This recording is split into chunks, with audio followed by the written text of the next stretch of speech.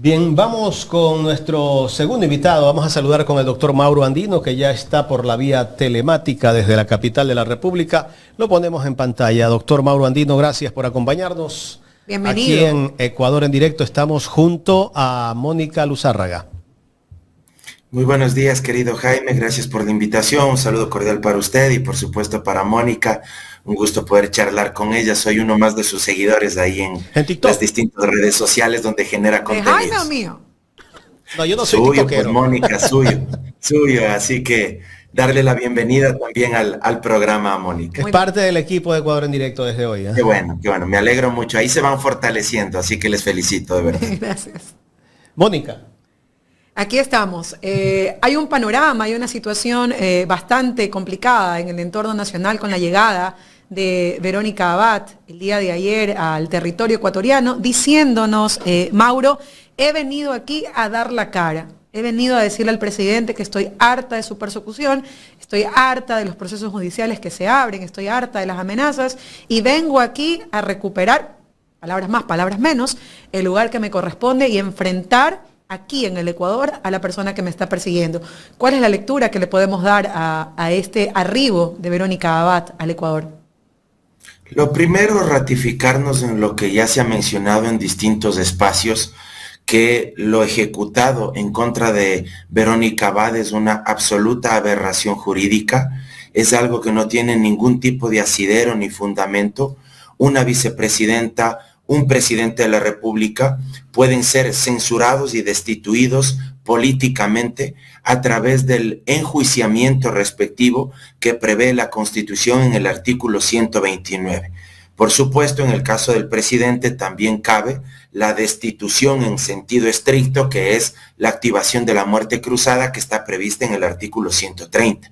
Pero en contra de la vicepresidenta, única y exclusivamente a través de un juicio político, o en el caso de determinadas infracciones electorales, las muy graves, que dicho sea de paso, se tramitan ante el Tribunal Contencioso Electoral, lo cual también viene a ser bastante discutible, de hecho, por esta representación y por el cargo de elección popular que ocupan al ser la más alta magistratura del Estado. Dicho esto, que Verónica Abad ya esté aquí luego de esta suspensión de 150 días que viola el derecho a la seguridad jurídica y el principio de legalidad y que se le aplica una ley que no cabía para las autoridades de elección popular, refleja el profundo proceso de desinstitucionalización que estamos viviendo en el Ecuador. Realmente no hay un escenario como el que estamos viviendo, porque se puede advertir que al final del día se ha cumplido con un objetivo que tenía previsto el presidente Daniel Noboa: evitar a toda costa que su vicepresidenta asuma la primera magistratura del Estado durante el mes de campaña que le corresponde a él de manera obligatoria obtener la licenciación para que se pueda dedicar a su campaña electoral. Creo que era crónica de una muerte anunciada y ahora habrá que ver de qué forma resuelve la jueza que abocó conocimiento la acción de protección que ella había presentado, aunque tristemente yo me atrevería a decir que ya sabemos cómo se va a terminar resolviendo esa causa, porque de forma simultánea se habían presentado medidas cautelares para exigir o para requerir que se suspendan los efectos jurídicos de esa resolución administrativa del Ministerio del Trabajo, y le negaron con una motivación precaria, y eso me parece que a uno le hace colegir o intuir cómo va a resolver esa juez. Y hasta que apele y se resuelve en la Corte Provincial de Justicia acá en Pichincha, pues seguramente pasarán varios meses y hasta eso ya sabremos quién habrá pasado a la segunda vuelta electoral el próximo año. De hecho, el día de ayer, casualmente estaba llamada o estaba convocada la ministra de Trabajo para presentarse ante la Asamblea Nacional precisamente por el tema de la suspensión de las funciones de Verónica Abad, o de esta narrativa de suspensión de funciones de su cargo de vicepresidenta, y vimos que no fue. Y el argumento es que va a esperar los pronunciamientos primero de la Corte Constitucional Y luego también, si coincides, Mauro, hay un timing porque la primera acción que plantea Verónica Abad es precisamente para impedir que se ejecute el sumario y luego ahora, que le fue negado y le dijeron, bueno, es que no hay vulneración. Y ahora que ya hubo la vulneración, es decir, que ya se aplicó y como tú bien lo dices, saliéndose incluso al principio de legalidad porque dentro de la LOCEP, primero que no debía haber sido aplicada, pero si ya que la aplicaron, no existe en ningún lado, ni en el acuerdo ministerial, ni en el reglamento, ni en la ley orgánica de servicio público, no hay una sanción de 150 días. Entonces, tú que estás allá en Quito y que me imagino que conoces la realidad, ¿hasta qué punto pudiera ser, sostenible por parte de un juzgador mantenerse en una decisión arbitraria, ilegal e ilegítima que rompe el Estado de Derecho y que rompe el estándar de cobertura de los derechos de las personas en este caso? No siendo Verónica Abad, mañana es cualquier servidor público. ¿Por qué en este caso vemos esta posición realmente, Mauro? Tú acabas de plantear, y permíteme reiterar, algo que tú señalas. A la señora Abad, quien no es de mi agrado en lo absoluto, pero no deja de ser vicepresidenta de la República, no deja de ser persona, ser humano, no deja de ser mujer. A la señora se le aplica una sanción que no está prevista en la Ley Orgánica de Servicio Público. O sea, se sacan de debajo de la manga, de debajo de la chistera, se inventan y le aplican una sanción que ni siquiera la propia ley que le terminan endosando prevé. Esa es la barbaridad, la aberración jurídica que cometen en contra de la vicepresidenta de la República. Es decir, si se les ocurría suspenderle por 200 días, por 1 año, por 2 años, era decisión de ellos, en pocas palabras. Así de arbitraria, así de absurda, así de hereje es esa resolución administrativa. Y hay que recordar algo más, que mucha gente probablemente ya haya olvidado. A la señora Abad le aplican en el Ministerio del Trabajo un acuerdo ministerial que fue emitido, que entró en vigencia varios días después del cometimiento de la supuesta infracción administrativa. Es decir, aplicaron ciertas reglas para este procedimiento administrativo que la ministra firmó en este acuerdo ministerial, me parece que un par de semanas después, al supuesto día en que cometió la infracción administrativa por no presentarse en la fecha señalada por parte de Cancillería, me parece que en Turquía. Es decir, nuevamente, con efecto retroactivo, hacia atrás, hoy cometió la infracción administrativa, de aquí en unos días aprueban o emiten, ese acuerdo ministerial y luego eso usan con... reitero, con este efecto retroactivo para poder suspenderle a la señora. Esa es otra barbaridad jurídica que debemos tenerla muy presente. Ahora, claro, Verónica Abad, haciendo uso de su legítimo derecho, ha presentado 2 acciones de protección. La primera, que buscaba evitar precisamente que se continúe con este sumario administrativo. Le negaron. Ahora ya presentó otra acción de protección en contra de la resolución administrativa en virtud de que se habían vulnerado varios de sus derechos. Nuevamente, otra jueza lo que hace es primero alargar esta situación, porque la jueza bien podía convocar a la audiencia, y si mi memoria no me falla, creo que decidió convocar a la audiencia a finales de este mes de noviembre. Y lo que hace la ministra de Trabajo es una burla por completo. O sea, la señora realmente hace mofa no solo del cargo, sino que se mofa de todo el pueblo ecuatoriano. A mí realmente sí me sorprende que alguien que haya sido profesora universitaria, que haya sido jueza de lo laboral, de la sala de lo laboral en la Corte Provincial del Guayas, se haya prestado para semejante ridiculez. Porque ella está consciente, o sea, no es ignorancia lo que ella hace. Ella está absolutamente consciente de lo que hizo. ¿Pero por qué lo hizo? Porque no actuó ni como abogada, no actuó como docente universitaria, no actuó como ministra de Estado, actuó como empleada de Daniel Noboa, como si fuese abogada de la industrial molinera y que tenía que hacerle los mandados del jefe, aunque le pida cualquier barbaridad, pero la señora tenía que prestarse para aquello.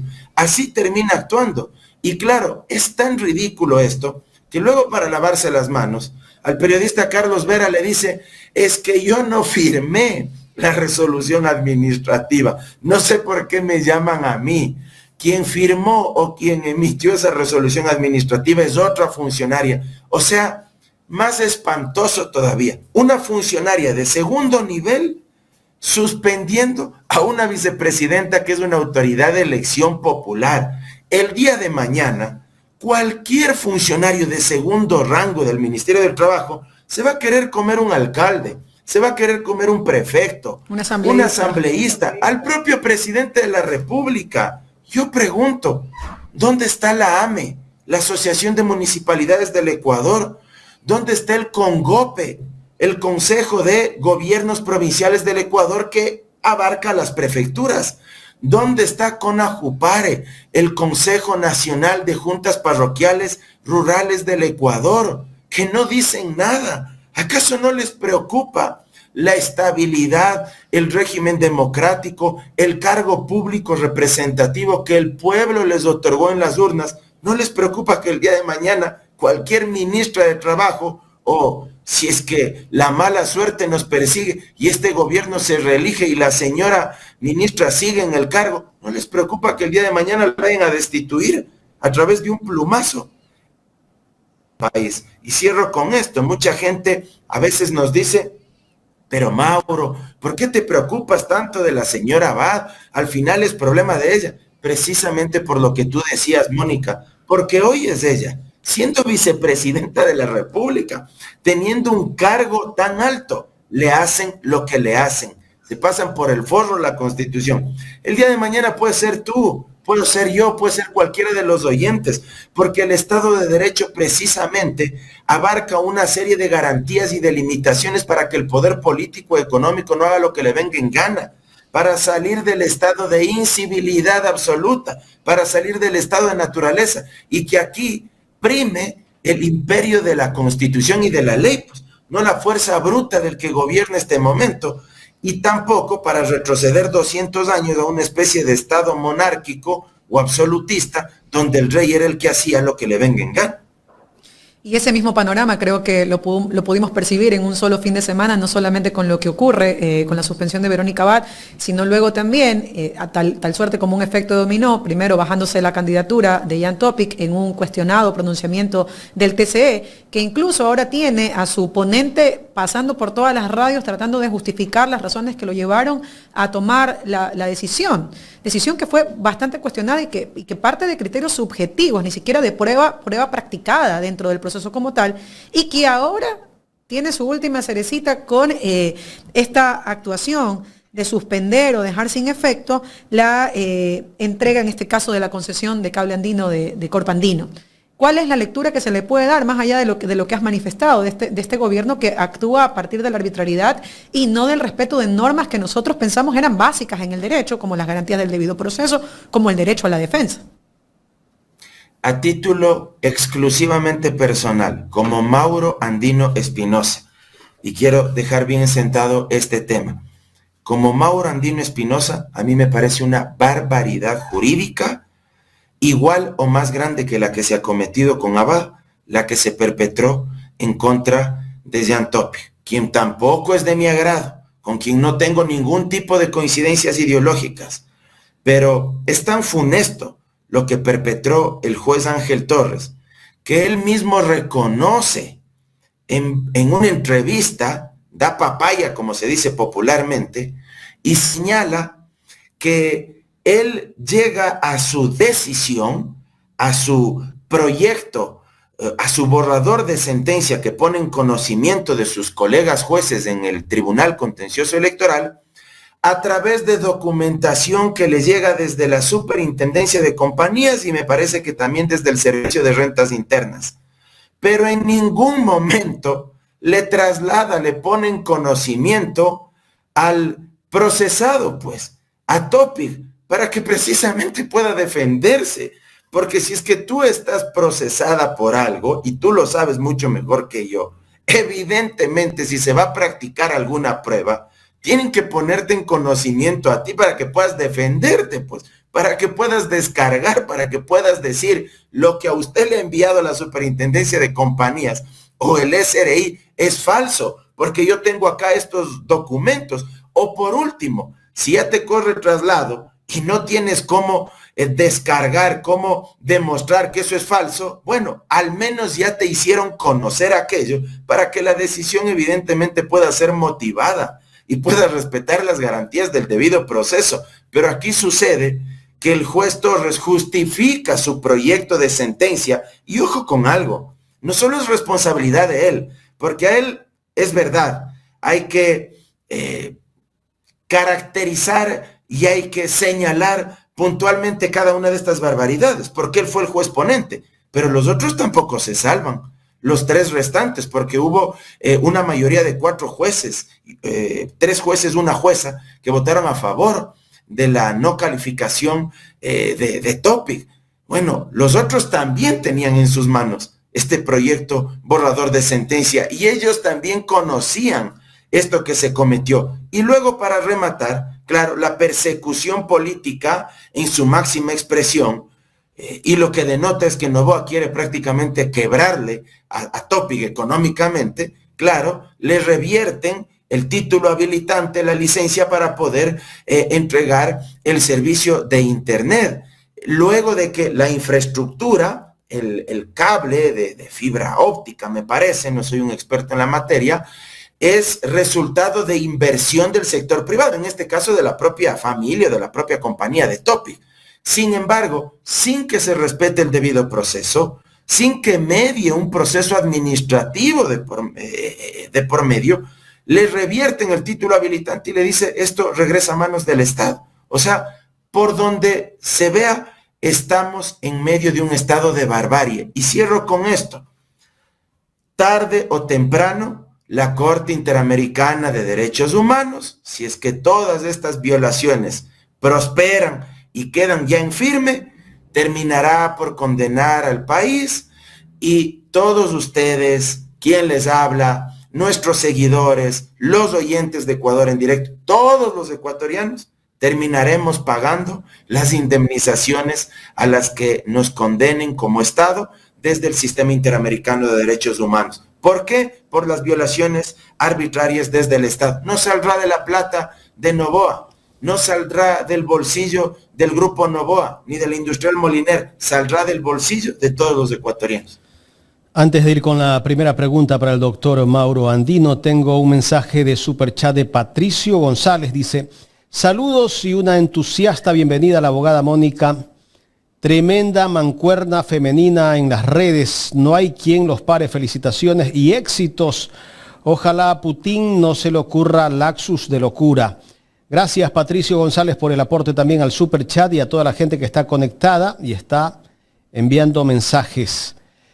Doctor Andino, bueno, a Noboa, a toda persona que le hace sombra, intenta destruirlo o intenta arremeter por donde más puede. Lo hizo o lo está haciendo con el alcalde de Guayaquil. O sea, ya le cerró las gasolineras, ha tomado decisiones casi que arbitrarias. Y digo arbitrarias porque él mismo, en sus mensajes que da y cuando le dio la bienvenida al nuevo ministro de gobierno, al señor de la Gasca, lo puso ahí en un listado, el caso del alcalde de Guayaquil, o sea, y eso nos da a entender que incluso él está influyendo dentro del sistema de justicia de este país. O sea, si lo seguimos permitiendo que estas cosas sigan ocurriendo, está yendo con personas que están en la política. Imagínense contra el pueblo. ¿Qué puede pasar? Mire, Jaime, lamentablemente tenemos un presidente de la República que se cree el dueño de la pelota. Usted sí se acuerda, ¿verdad? Cuando uno era niño y uno jugaba en el barrio. O sea, más o menos como Kiko, ¿no? Sí, exactamente, ya, pero para aterrizarlo acá en nuestra realidad, usted se acuerda, teníamos siempre algún amigo que salía con la pelota para jugar a fútbol, íbamos al parque, a la cancha, o a veces poníamos 2 piedritas en cada extremo de la calle, cerrábamos un rato la calle y jugábamos pelota, como llaman ustedes, muy coloquialmente en la costa, jugábamos fútbol.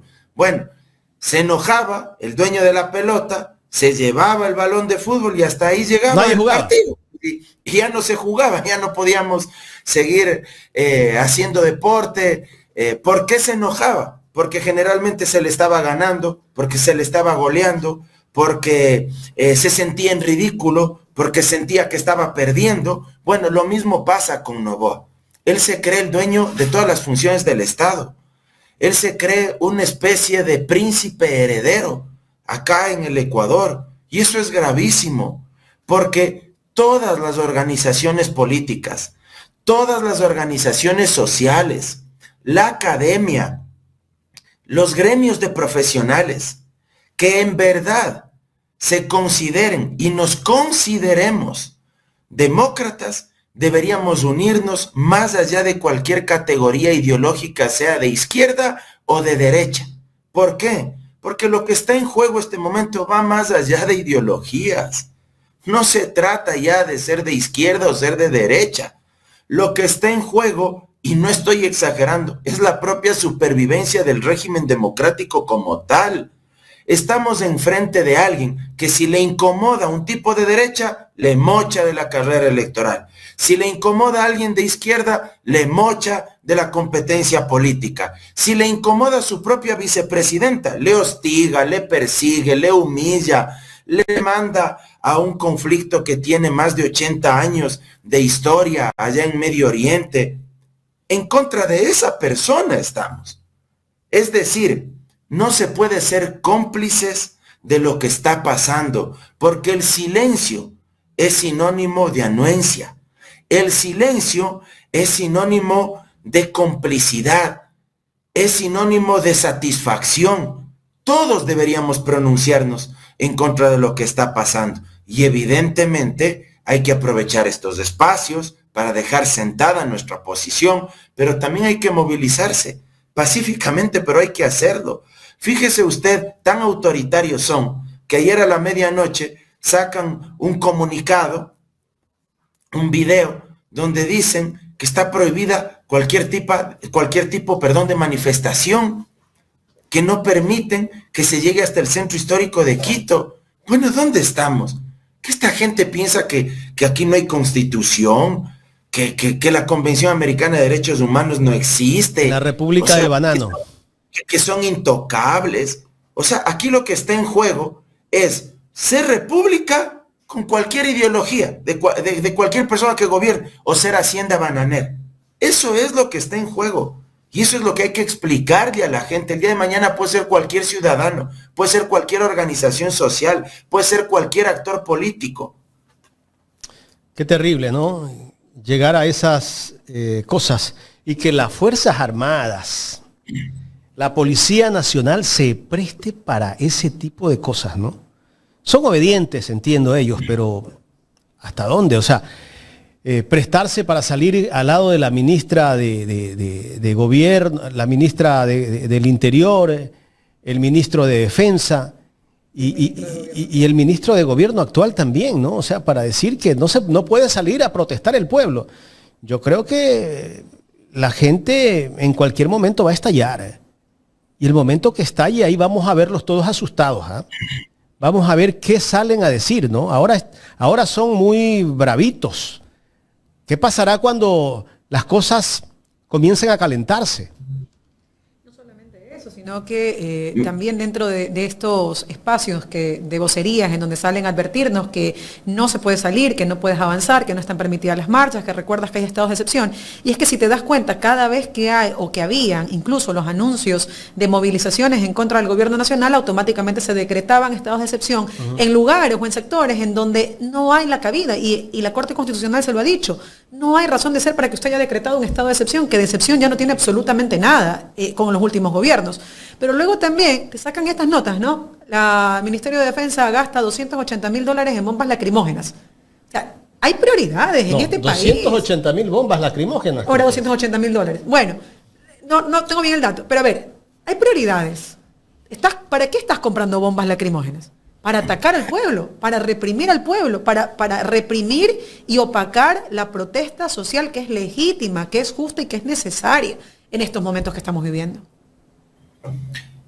Es absolutamente surrealista lo que estamos viviendo, porque el gobierno de Noboa cada vez va más lejos, perdón. Y yo invito a que la gente se dé cuenta que este régimen apenas lleva algo más de 10 meses en el ejercicio del poder y ya ha hecho todo lo que hemos visto. ¿Qué sería si es que este régimen sabe que tiene 4 años por delante para ejercer el poder? Yo no quiero realmente ni imaginarme. O sea, me da escalofrío y me atormenta pensar que Noboa podría quedarse más tiempo. Las Fuerzas Armadas están dilapidando su imagen institucional. Cierto es que siguen siendo la institución más relevante, con más prestigio en el país. Pero las Fuerzas Armadas no pueden jugar a ser árbitros de la democracia. Las Fuerzas Armadas no tienen por qué intervenir ni dirimir en los conflictos políticos. Hay que ubicarse en espacio y tiempo. Cada uno tiene su tarea. Los políticos estamos para resolver los conflictos políticos. Las autoridades de elección popular están para resolver los conflictos institucionales donde ejercen los cargos. Los militares tienen otra tarea: precautelar la soberanía y la integridad territorial, cuidar nuestras fronteras, etc. La policía, garantizar el orden interno, la seguridad interna, la paz social, perseguir los delitos, agarrar a los delincuentes. Los jueces, administrar justicia, resolver las causas de conformidad a la Constitución y las leyes de la República. Pero cada uno tiene su función, pues. Pero aquí parecería que los militares han asumido un rol que va más allá de lo que la Constitución les señala. Pero fíjense lo que pasó la semana pasada, cuando el jefe del Comando Conjunto ya le trató a la señora Abad de ex vicepresidenta. Y él afirmó que por eso ya le habían quitado la seguridad o el resguardo. Bueno, ¿dónde estamos?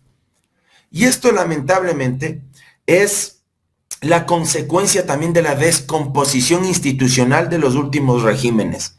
Porque durante los últimos años se les ha colocado a los militares en un espacio de tal trascendencia que empiezan a creer ellos que también deben dirimir sobre los asuntos políticos, cuando no es su labor. Y algo que a mí me espanta. Ojo, acuérdense lo que pasó con Moreno. Acuérdense lo que pasó con Lazo.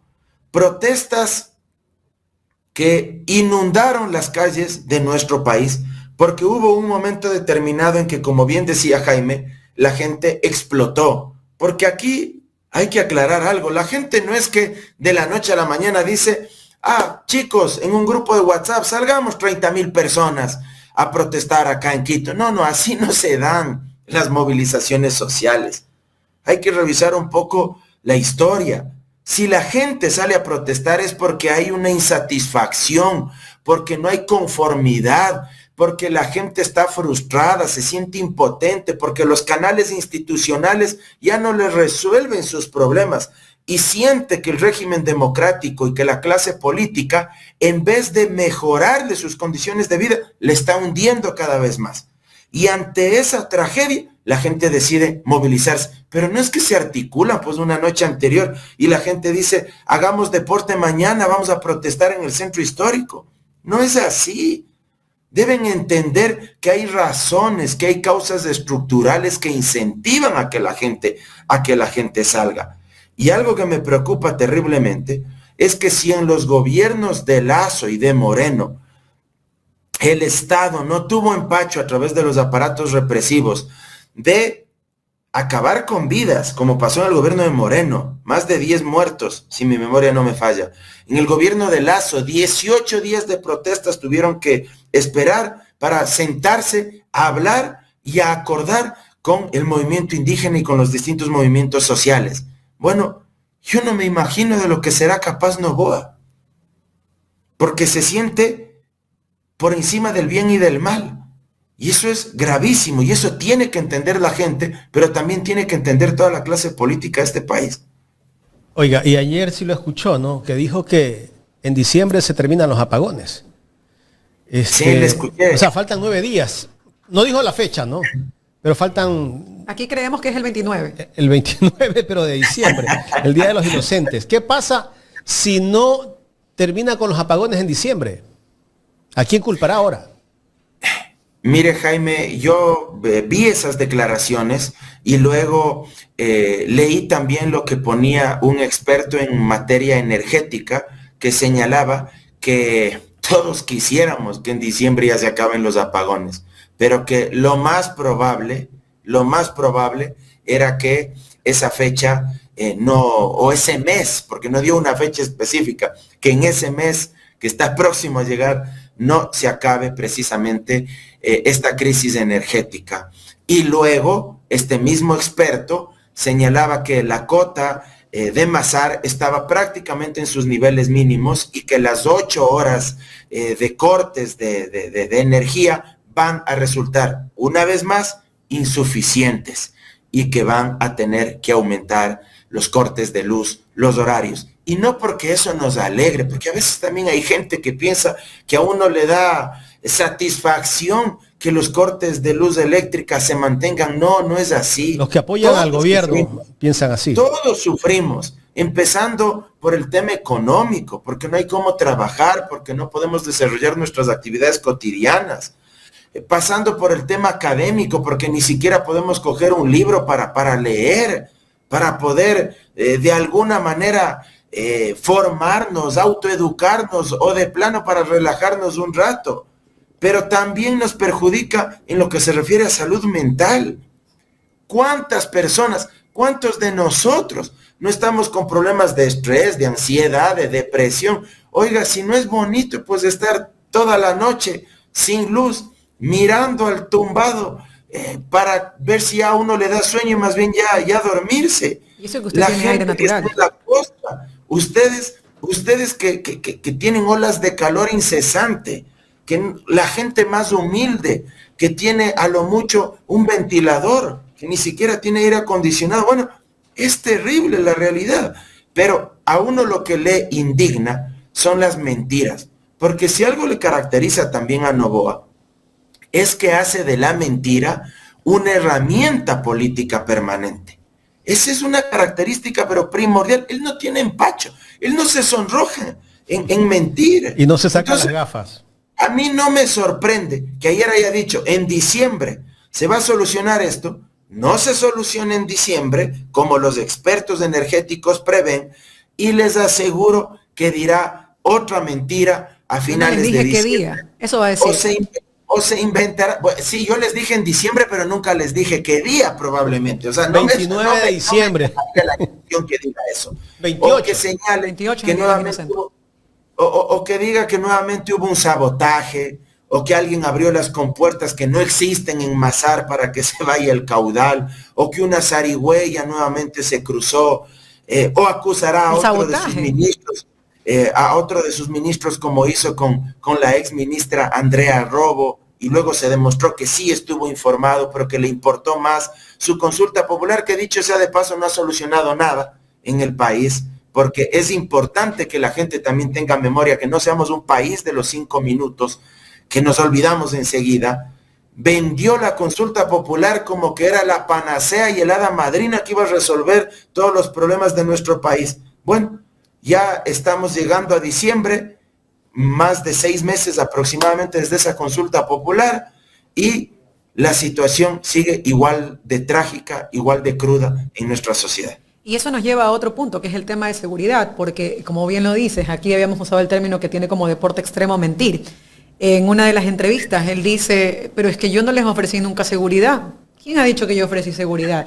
Es como ese enamorado cínico que te dice, pero yo no te ofrecí eso, o sea, ¿qué me estás pidiendo? Entonces, luego viene nuevamente este tema del ofrecimiento, la manipulación a través de vender a la consulta popular como la solución a todos los problemas, sobre todo de seguridad, porque recordemos, pues, ciudadanía, te envuelve o te manipula con el tema de presencia de militares, es que extradición y control en las carreteras.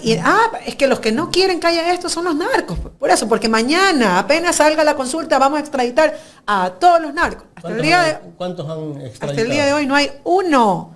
Pero claro, ahí viene el tema de la manipulación o de la mentira o de entregar, esto de no tener empacho en mentir, como bien lo has dicho Mauro, y no solucionar aquellos problemas que incluso se agravan, porque ahora al principio era el tema de la seguridad, pero ahora la seguridad también está aún más resquebrajada por el tema de la ausencia de energía, por peores condiciones de vida para las personas y que finalmente tampoco han resuelto la criminalidad que tenemos. Hoy sale un video. Una madre de familia en una gasolinera en Quevedo, secuestrada delante de su hija, a plena luz del día, y que día a día, mes a mes, semana a semana, salgan sin empacho a dar ruedas de prensa a vendernos como una realidad distorsionada, como nosotros vivimos en un mundo paralelo, que las cosas se están solucionando, que están resolviéndose, que nosotros nos estamos imaginando a los muertos, a los secuestros, a las extorsiones, y que finalmente, aun cuando no me lo hayas ofrecido,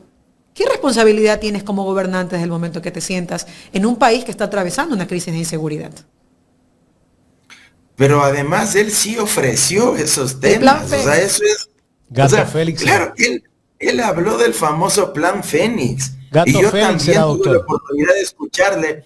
Yo, créeme, o sea, no solo que me quedé atónito, sino indignado cuando yo le escuché y yo le vi que mencionó eso, de que él no había ofrecido seguridad. O sea, pero esta no es una característica únicamente de Noboa. También hay que tenerlo claro. Es una práctica que se ha vuelto muy cotidiana en estos actores políticos emergentes de las denominadas derechas alternativas. Doctor, Lazo era casi igual, ¿no? Pero no tanto sí, como es. También, pero no tanto como Noboa, usted lo ha dicho. Sí. Eso creo que describe todo el panorama, ¿no? O sea, eso describe todo el panorama. Hay actores políticos, fíjense en ustedes lo que acabó de suceder en Estados Unidos, que ganó Donald Trump ampliamente, eso es verdad, pero también bajo qué estrategias ganó, pues es lo que hay que ponerse a pensar. Una mentira que generó revuelo a nivel global fue cuando afirmó que la comunidad haitiana se comía a los gatos y a las mascotas del pueblo norteamericano. Bueno, eso dijo Donald Trump, sin sonrojarse. Una mentira, pero abismal, terrible.